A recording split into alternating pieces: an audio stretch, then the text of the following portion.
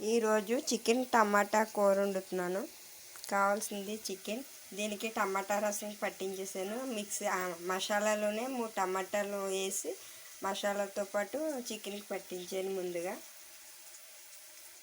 కారం, గరం మసాలా, పసుపు, ధనియాల పొడి, అల్లం వెల్లుల్లిపాయ పేస్ట్. ఇప్పుడు నూనె కాగాక ఉల్లిపాయ ముక్కలు వేసాను. ఉల్లిపాయ ముక్కలు వేగుతున్నాయి. ఉల్లిపాయలు బాగా వేగిపోయినాయి. ఇప్పుడు చికెన్ వేసేస్తున్నాను. దీనికి టమాటా మొత్తం ఈ టమాటాలు కూడా మసాలాలోనే మిక్సీలో వేసేసి చికెన్కి పట్టించేసాను. ఇప్పుడు ఈ బాగా ఉల్లిపాయలు వేగాక దాంట్లో వేసాను మా చికెన్ ముక్కలు, అల్లం వెల్లుల్లిపాయ పేస్ట్, కారం వేస్తున్నాను,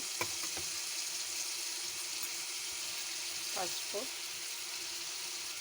కల్లుప్పు వేసాను, మసాలా పొడి.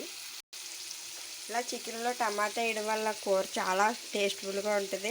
మటన్లో కూడా వేసుకోవచ్చు టమాటా. బాయిలరే కదా, వాటర్ తక్కువగా వేయాలి.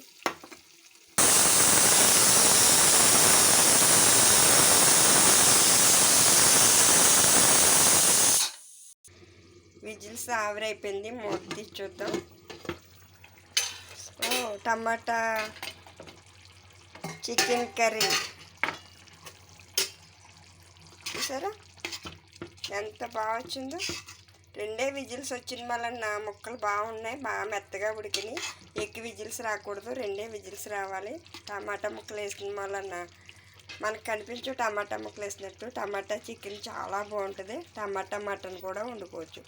మీరు కూడా ఇలా ట్రై చేయండి. టమాటా చికెన్ కర్రీ రెడీ.